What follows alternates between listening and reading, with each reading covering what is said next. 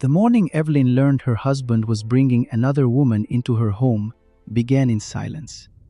Not the peaceful kind, but the heavy silence that settles before something irreversible happens. The mansion was still, its marble floors cold beneath her bare feet, its towering windows framing a sky thick with gathering rain. She sat alone at the breakfast table, a cup of coffee cooling untouched beside her. In front of her, her phone screen glowed with a message so shameless it barely felt real. "I'll be there at noon. Don't make a scene." No greeting, no explanation, just an order. Evelyn stared at the words, her fingers tightening around the phone. For a moment, her expression did not change. Years of disappointment had trained her face into stillness. But inside, something sharp twisted beneath her ribs. Marcus had always mistaken her calm for weakness. Once, she had loved him with the kind of devotion people write poems about. Back when they were young, ambitious, and building dreams from nothing. He used to look at her as though she was magic itself. But admiration can rot when pride gets involved. As Evelyn's business flourished, Marcus slowly became smaller inside himself. What he once celebrated, he eventually resented. Her intelligence became intimidating. Her success became humiliating. Every achievement of hers felt to him like proof of his own inadequacy. The affair had not shocked her, not really. Men like Marcus rarely leave all at once. First comes distance, then coldness, then cruelty disguised as honesty. Still, this was new. Bringing another woman into her house was not just betrayal. It was performance, a deliberate humiliation. Miriam, the house manager, entered quietly carrying fresh flowers. One look at Evelyn's face made her stop. What happened? Evelyn placed the phone face down on the table. "He's bringing her here." Miriam frowned. "Here? As in this house?" "Yes." A long silence followed. Outside, thunder rumbled faintly in the distance. Miriam set the flowers down harder than necessary. "That man has lost his mind." For the first time that morning, Evelyn almost smiled. Maybe he had. Or maybe Marcus had simply spent too many years believing there would never be consequences. Evelyn rose from her chair and walked towards the staircase, her robe trailing behind her like a pale shadow. "Should I prepare for guests?" Miriam asked, her tone dry with disapproval. Evelyn paused at the bottom step. Her eyes lifted toward the grand entrance doors. "No," she said calmly. "Let them arrive exactly as they are." By noon, rain tapped steadily against the tall windows as a black car rolled through the iron gates. Evelyn stood upstairs, overlooking the foyer, now dressed in a sharp ivory suit, every detail deliberate. She looked less like a grieving wife and more like a woman fully in control. The front doors opened. Marcus walked in first, shaking rain from his coat as if he belonged there. Behind him came the woman, young, stylish, nervous beneath a layer of forced confidence. Her heels clicked across the marble as her eyes widened at the sight of crystal chandeliers, curved staircases, and walls lined with expensive artwork. "Wow," she whispered. Marcus smirked, clearly enjoying her reaction. "You'll get used to it," he said. Evelyn's expression hardened. Get used to it.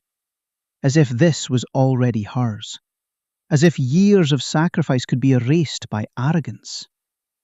She began descending the staircase, slow and composed.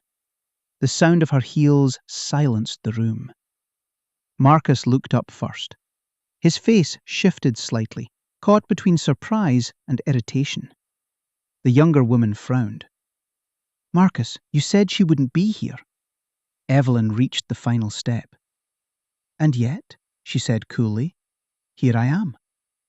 An awkward silence spread through the foyer. Marcus straightened his jacket. Let's not turn this into drama. Evelyn studied him for a moment, almost amused. You brought your mistress into my home, she said. Our home, Marcus corrected. A small pause. Then Evelyn smiled faintly. No, she replied. Language matters. The younger woman crossed her arms, trying to recover her confidence. Marcus told me the separation was mutual. Evelyn turned toward her. Did he also tell you whose name is on this property? The woman's face changed instantly. She glanced at Marcus, but he stayed silent. Interesting. Very interesting. Rain intensified outside, drumming harder against the glass. For the first time, the woman no longer looked impressed. She looked uncertain. And Marcus, though trying to stay composed, had started realizing something was off. Because Evelyn was far too calm. And whenever Evelyn became this calm, someone had usually made a very expensive mistake.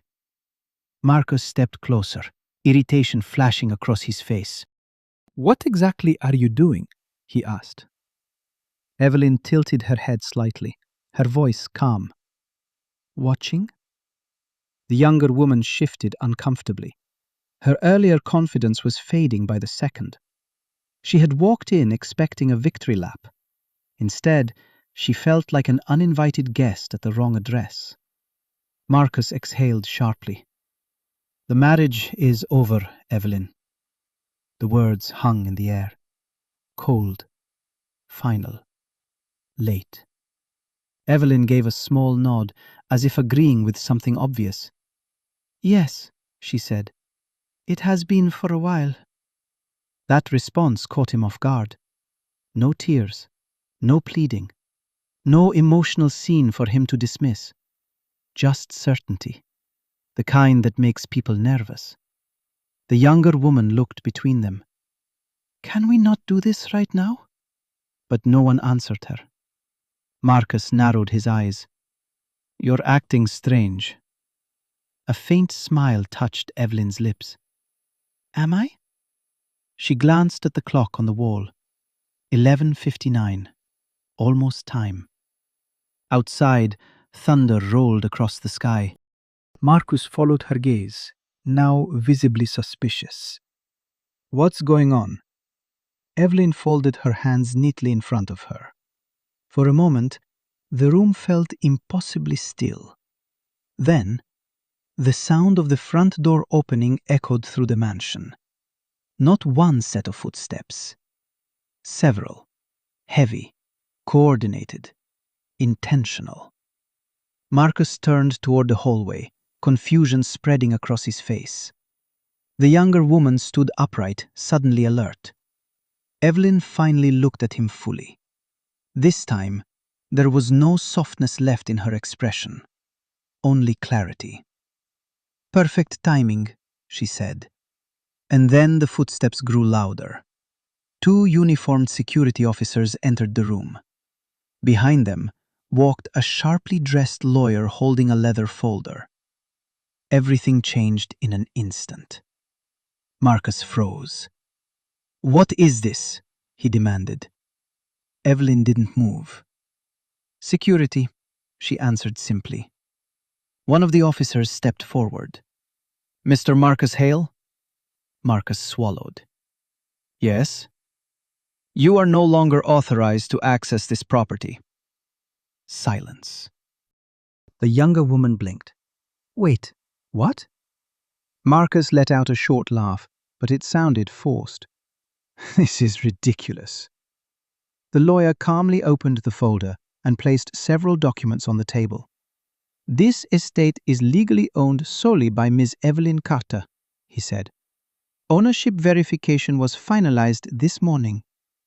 Marcus stared at the papers, his face draining of color. No, he muttered. Evelyn finally stood. Yes. The younger woman turned to Marcus, panic creeping into her voice. "You told me this was your house." Marcus ignored her. His eyes stayed locked on Evelyn, disbelief quickly turning into anger. "You planned this?" Evelyn met his stare without blinking. "You brought your mistress into my home," she said. "What exactly did you think would happen?" The room went silent again. This time, no one had anything left to say. The younger woman grabbed her coat, her hands suddenly shaking. All confidence was gone. Just minutes ago, she had walked through the mansion like she belonged there. Now, she looked like someone desperate to disappear. "Marcus," she whispered, "you lied to me." But Marcus barely heard her. His attention was fixed entirely on Evelyn. His jaw tightened.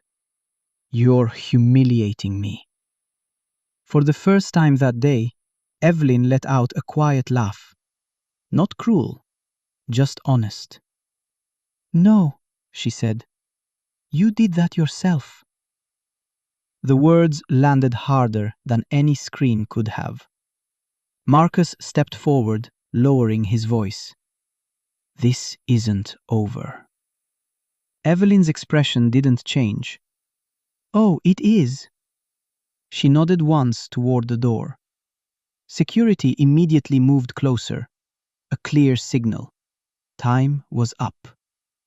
Marcus looked around the room one last time. The chandeliers, the staircase, the life he had convinced himself was partly his. But it wasn't. Not anymore. Maybe it never had been. The officer gestured toward the exit. "Sir?"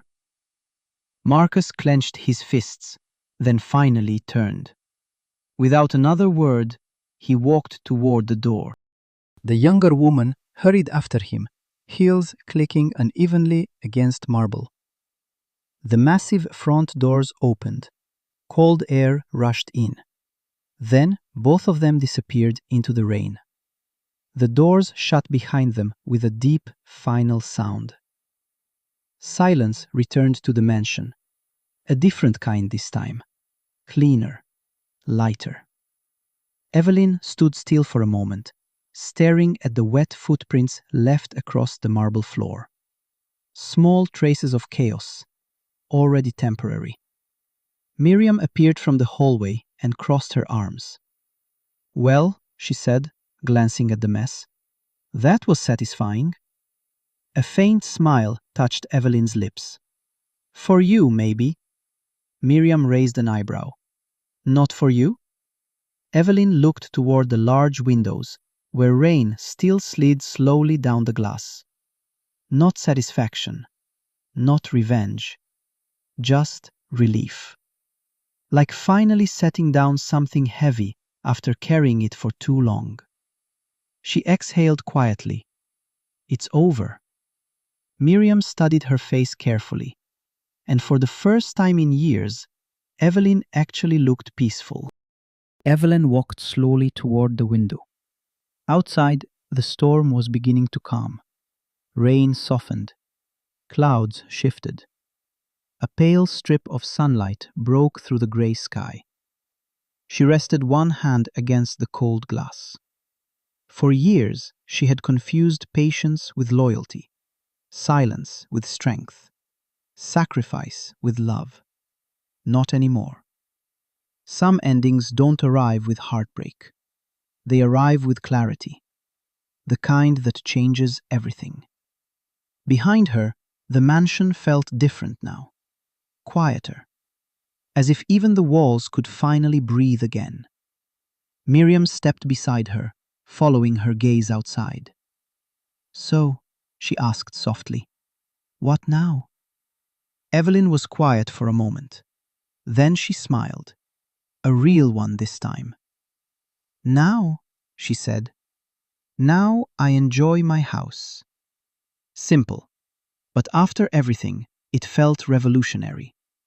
Not because Marcus was gone, but because for the first time in years, so was the weight he brought with him. Evelyn turned away from the window and looked around the mansion. The chandeliers still glowed warmly. The fireplace still crackled. Nothing had changed. And yet, everything had. Because peace is not about changing your surroundings. Sometimes, it is simply removing what never belonged there in the first place. Evelyn stood alone in the center of the grand foyer, the silence no longer heavy, but intentional. The mansion that once felt like a stage for betrayal now felt like something else entirely, hers again, fully and without question. The storm outside had softened into a quiet rain, tracing slow paths down the glass like old memories finally letting go. She walked forward, her steps steady, no longer measured by fear or anticipation of what Marcus might do or say. That chapter had closed with the sound of a door and the weight of truth no one could undo. Miriam moved quietly in the background, beginning the small, practical work of restoring order, wiping away footprints, adjusting furniture, opening windows to let fresh air replace the lingering tension. Life returning, not dramatically, but steadily, like a tide reclaiming shore. Evelyn paused near the staircase where so many moments of her past life had once unfolded. Laughter, arguments, promises whispered in the dark that had later proven fragile. She studied the space, not with sadness, but with understanding. People do not always leave when they should, and others do not always stay when they deserve to be valued. She had learned the difference the hard way. Her phone rested on the table where it had all begun that morning. No new messages, no apologies, no explanations, only silence from the man who had believed she would remain unchanged, waiting in the role he assigned her. But she was not waiting anymore. She walked slowly through the room, her hand brushing lightly over the back of a chair, the edge of a table, grounding herself in what was real, what was hers. Not gifted, not borrowed, not temporarily allowed. Outside, the rain began to fade completely, revealing a washed, brighter sky. Light slowly filled the mansion again, softening every shadow that had once felt heavier than it was. Miriam glanced up. "It's clearing," she said. Evelyn nodded.